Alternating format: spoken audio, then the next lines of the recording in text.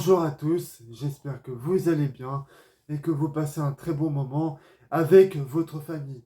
Alors dans cette vidéo, je vais vous parler de la saison 3 de The Mandalorian.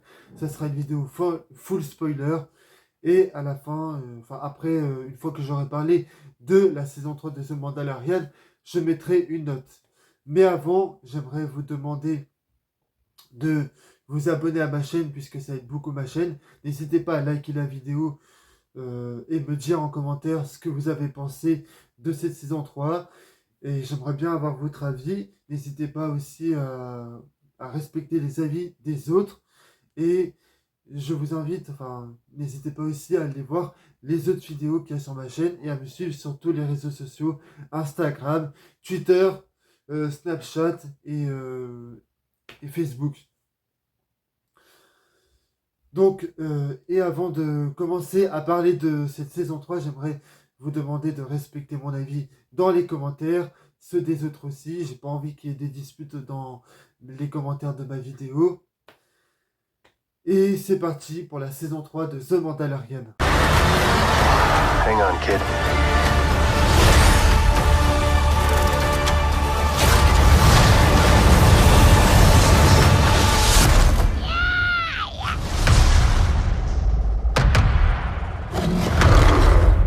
This is the way.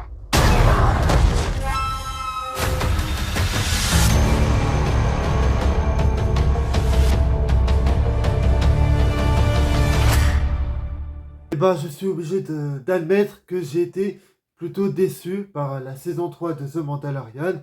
Alors déjà, avant de vous parler de, euh, de, de la série, j'aimerais vous dire ce que je vais faire. Bah, déjà, je vais commencer par le scénario. Ensuite, les problèmes qu'il y a dans le scénario. Ensuite, je vais vous parler des effets spéciaux. Ensuite, je vais vous parler des acteurs. Et après, je vais vous parler des facilités scénaristiques. Donc, qu'est-ce que je pourrais vous dire dans le scénario? Bah, déjà, c'est qu'en fait, les 5 premiers épisodes qu'il y a les 5 premiers épisodes ne servent strictement à rien. C'est-à-dire que il y a des intrigues et il se passe énormément de choses. Et, et en fait, rien n'avance et ça n'apporte rien au scénario. Ce sont des choses qui sont vraiment anecdotiques et qui ne font pas avancer l'histoire. Et ensuite, il y a une deuxième chose qui m'a énormément déçu, c'est qu'en fait, cette saison 2, j'ai comme l'impression qu'elle fait abstraction de tout ce qui a été fait dans le dernier épisode de la saison 2. C'est-à-dire que dans la saison 2, ils nous avaient promis des trucs incroyables, comme quoi on reverrait Luke Skywalker, comme quoi on allait en apprendre un peu plus sur ce qui s'est passé entre le 6 et le 7. Et au final, non, il n'en est rien. Parce qu'en fait, ils font abstraction de ce qui a été fait avant. Et ça, c'est vraiment dommage. Comme ça, nous, on aurait pu en découvrir un peu plus sur l'univers Star Wars. On aurait pu en découvrir un peu plus sur ce que Luke, il a fait entre le 6 et le 7.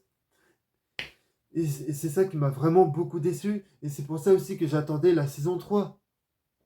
Après, bon, au niveau des effets spéciaux, bah là, on sent que Disney, ils n'ont pas laissé tout ce qui concerne les effets spéciaux. Je peux vous dire, c'est bien fait, mais il y a beaucoup moins de créativité que ce qu'il y avait dans la saison 1 et la saison 2 de Mandalorian. Parce qu'en fait, Disney, bon, je sais plus ce que je voulais dire, mais bon, bref, c'est pas grave. Et le problème, c'est que toutes les scènes où on voit les personnages discuter entre eux, c'est vraiment très mal filmé. C'est vraiment filmé comme un téléfilm. Il n'y a rien d'autre. Et il y a très peu d'idées de mise en scène.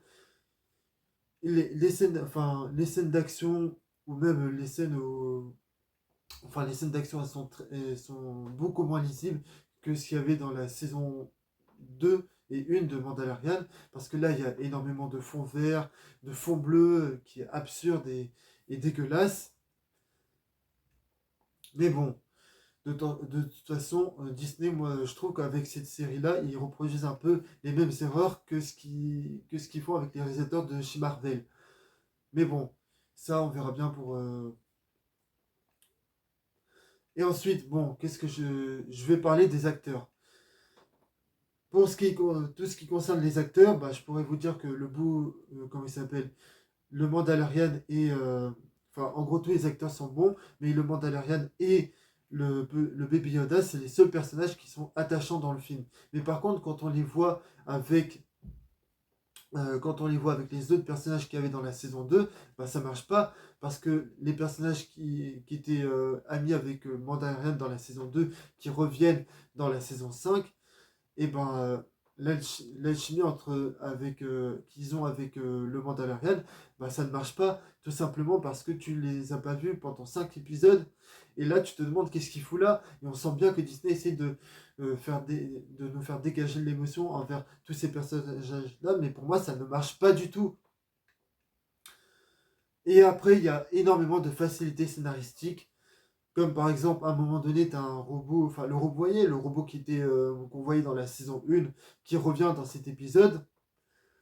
Et ben à un moment donné, enfin à la fin de la saison 8, enfin du dernier épisode de la saison 3, soigne le Mandalorian, mais il le soigne facilement en 30 secondes, alors que tous les robots, enfin tous les autres robots de la saga Star Wars et tous les autres robots qu'il y avait dans, dans les autres séries Star Wars, bah, ils n'ont jamais réussi à faire ça.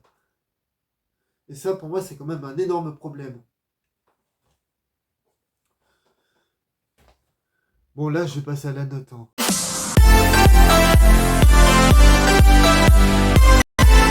Donc, voilà la note, hein, que je vais mettre à cette saison 3 de The Mandalorian. Pour moi, c'était une grosse déception. Alors que c'était la série que j'attendais, enfin, c'est oui, la série que j'attendais le plus. Euh, donc moi, ce sera un 2 sur 20. Non, je vais être gentil, je mettrai un 5 sur 20. Écoutez, si vous avez aimé, bon bah tant mieux pour vous. Mais non, franchement, pour moi, c'est ce qui est la série qui m'a le plus déçu. Donc moi, je vous dis à plus pour de prochaines vidéos. Salut à tous, et la prochaine vidéo, je tiens à vous prévenir que ça sera sur Les Gardiens de la Galaxie, volume 3, que j'ai vu hier au cinéma. Allez, à plus.